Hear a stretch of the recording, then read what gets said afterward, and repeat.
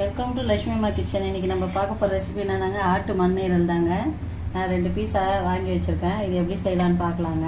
ஆட்டு மண்ணீரல் இது ரொம்பவே நல்லா இருக்குங்க. ஹீமோகுளோபின் இல்லாதவங்களுக்கு இதை செஞ்சு கொடுத்தா டக்குன்னு ஹீமோகுளோபின் அதிகமாகுங்க. ரொம்ப நல்லதுங்க. இதுங்க ப்ரெக்னென்ட் லேடிங்களுக்கெல்லாம் அடிக்கடிக்கு இந்த மாதிரி சமைச்சு கொடுக்க சொல்லுவாங்க. இது எப்படி செய்யலான்னு பார்க்கலாம் வாங்க. இதை நம்ம சிலர் வேக வச்சுட்டு எடுப்பாங்க. நம்ம வேக வைக்க வேண்டியதில்லை. ஏன்னா 2 வாட்டி வேக வச்சுன்னா இது ரொம்ப ஆடாயிடும். நம்ம இந்த மாதிரி கையில் உரித்து இந்த மேலே இருக்கிற தோலெல்லாம் எடுத்துடணுங்க. எடுத்துகிட்டு அதுக்கப்புறம் நம்ம சின்ன சின்ன துண்டாக போட்டு அரிஞ்சு வாஷ் பண்ணிக்கலாங்க. இந்த மாதிரி நீங்கள் எடுத்திங்கன்னா முடிஞ்ச அளவுக்கு பாருங்கள், இதெல்லாம் வந்துடும். இந்த மாதிரி நீங்கள் எடுத்திங்கன்னா எல்லாம் வந்துடுங்க. வேக வச்சு எடுக்கணும்னு அவசியம் இல்லை. பொறுமையாக கையில் நம்ம இது மாதிரி எடுத்தாலே வரும். எல்லாமே அழகாக இந்த மாதிரி நம்ம மேல் தோலெல்லாம் எடுத்துடலாங்க. அழகாக வருங்க. பொறுமையாக கையில் பாருங்கள், எல்லாம் எடுத்தாச்சு. க்ளீனாக இருக்குது. அது மாதிரி அந்த சவரொட்டி எடுத்துடலாங்க. கொஞ்சம் பொறுமையாக செய்கிற வேலைங்க இது. பொறுமையாக செய்யணும். இந்த மாதிரி நம்ம பண்ணி எடுக்கும்போது மேலே இருக்க அந்த கண்ணாடி தோல் மாதிரி பொறுமையாக வந்துடுங்க. அது ரொம்பவே எடுத்திங்கன்னா அது வருது பாருங்கள். ரொம்ப பொறுமையாக இந்த மாதிரி பண்ணும்போது அதில் இருக்க அந்த நைஸான தோல் வந்துடுங்க. 2 பக்கமும் இந்த மாதிரி தோல் எடுத்தாச்சுங்க. இதுக்கப்புறம் நம்ம கழுவி வாஷ் பண்ணி கழுவி எடுத்து வச்சு சமைக்கலாங்க. இது தோல் ஒரு மாதிரி சாப்பிடும்போது நச்சு நச்சுன்னு இருக்குன்றதுக்காக தாங்க இந்த தோலை எடுக்கிறது. அப்படியே நிற்கும் வாயில்.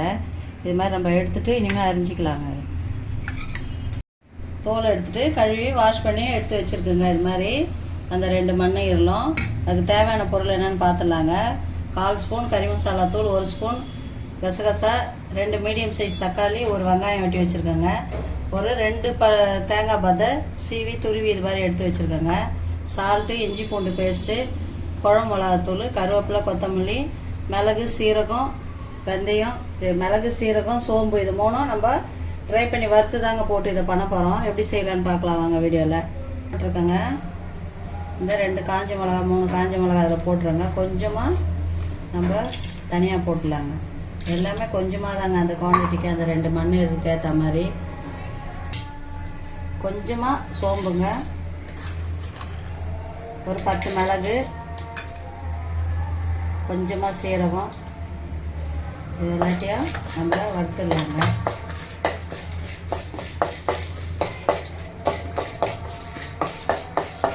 இல்லை அந்த 2 ஸ்பூன் தேங்காய்ங்க. அது கூடவே நம்ம எனக்கு இந்த கருவேப்பிலையை போட்டு ஃப்ரை பண்ணிக்கலாங்க. நல்லா ஃப்ரை ஆனோடனே 1 ஸ்பூன் கசகசா போட்டுடலாங்க. இது இந்த மாதிரி நம்ம எல்லாத்தையும் வறுத்துட்டு போட்டு செய்யும் போது நமக்கு அந்த மண்ணீரல் கவுச்சி வாசனை இல்லாமல் ரொம்பவே டேஸ்ட்டாக இருக்குங்க.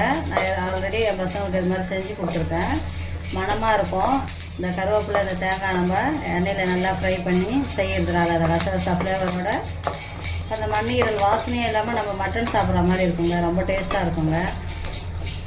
நல்லா வதங்கிடுச்சுங்க. இது கூட 1 ஸ்பூன் கசகசா போட்டுடலாங்க.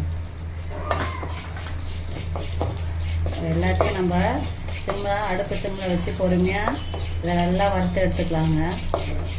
நல்லா இதை நம்ம தண்ணி ஊற்றாமல் ட்ரை பவுடராக தான் பவுட்ரு பண்ண போகிறோம். ட்ரையாக அப்படியே. அதனால் பொறுமையாக வறுத்து எடுத்துக்கிட்டு தாங்க.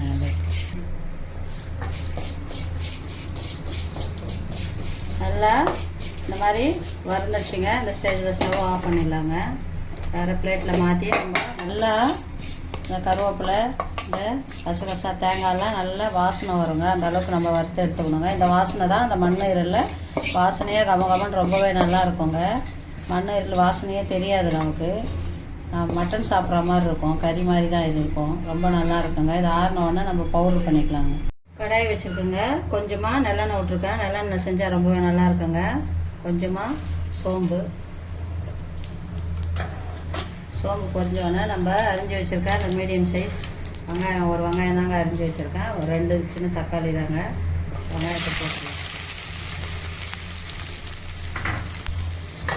வெங்காயம் வதங்கிடுச்சு. இந்த அளவு வதங்கினா போதும்.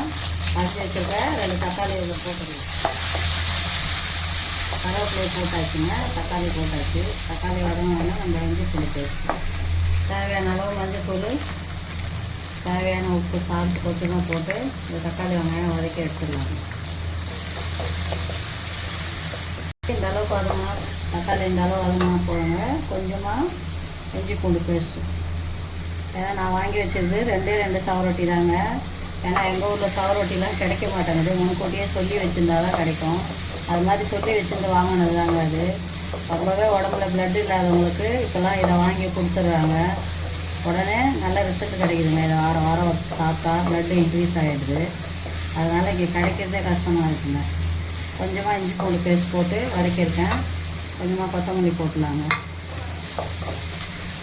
போட்டு வாசனை வந்துச்சுங்க. அரிஞ்சு வச்சுருக்கேன். இந்த சவரொட்டியை போட்டுருங்க. சவரொட்டின்னு சொல்லுவாங்க, மண் ஈரல்னு சொல்லுவாங்க. இதை போட்டு நம்ம 2 நிமிஷம் குக் பண்ணால் போதுங்க. எல்லா மசாலாவும் போட்டு கொஞ்சமாக தண்ணி விட்டுடலாங்க.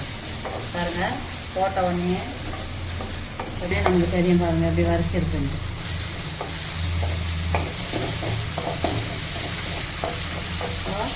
இந்த ஸ்டேஜில் நம்ம மசாலாலாம் போட்டுடலாங்க.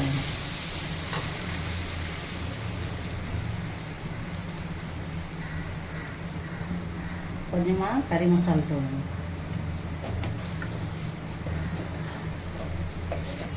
கொஞ்சமாக குழம்பு மிளகாத்தூளுங்க. வேணுன்றவங்க தனியாத்தூள் மிளகாத்தூள் தனித்தனியாக போட்டு நீங்கள் பண்ணலாங்க. ஒன்றும் தப்பில்லை. நான் குழம்பு மிளகாத்தூள் தான் போடுவேன், அதனால் போட்டிருக்கேன். இப்போது நம்ம இதை கொஞ்சம் நல்லா வதக்கி எடுத்துகிட்டு இதில் தண்ணி விட்டுடலாங்க. கொஞ்சமாக மசாலாலாம் போட்டு அந்த எண்ணெயிலே குக் பண்ணி வச்சுக்க நம்ம அந்த சவரொட்டிக்காக தேவையான தண்ணி கொஞ்சமாக விட்டால் போதுங்க. இது ஏன்னா ஒரு 10 நிமிஷத்துக்குள்ளே குக் ஆகிடும். ரொம்ப நேரம் வேகணும்னு அவசியம் இல்லை. அதனால் கொஞ்சமாக தண்ணி விட்டுருக்கேங்க. நம்ம வறுத்து ஆற வச்ச இந்த பவுடரை, இந்த மசாலாவை பவுட்ரு பண்ணிக்கலாங்க.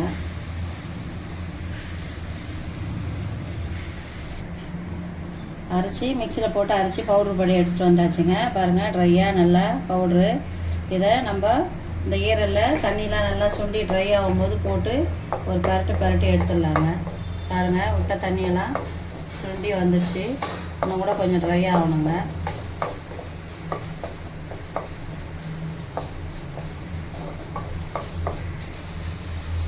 சைடில் எண்ணெய் பிரிஞ்சு வருது பாருங்கள் மசாலாலாம். இப்போ இந்த பவுட்ரு இதில் போட்டு நம்ம ஃப்ரை பண்ணி எடுத்துடலாங்க. இது சாதத்தை கூட போட்டு பிசைஞ்சு சாப்பிட ரொம்ப நல்லா இருக்குங்க. இட்லி தோசை கூட நீங்கள் வச்சு சாப்பிட்லாம். அந்த கசகசா தேங்காய் ஃப்ளேவர் வாசனை ரொம்பவே நல்லா இருக்குங்க. இது கூட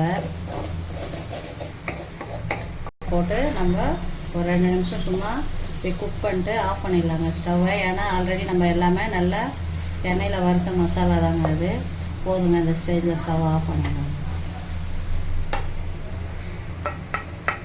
சூப்பரான மண் ஈரல் ரெடிங்க. சூப்பரான மண் ஈரல் கிரேவி ரெடிங்க. இது ரொம்பவே நல்லா இருக்குங்க. குழந்தைங்களுக்கு உடம்புல ரத்தம் இல்லாதவங்களுக்குலாம் இதை செஞ்சு கொடுங்க. ரொம்ப நல்லதுங்க.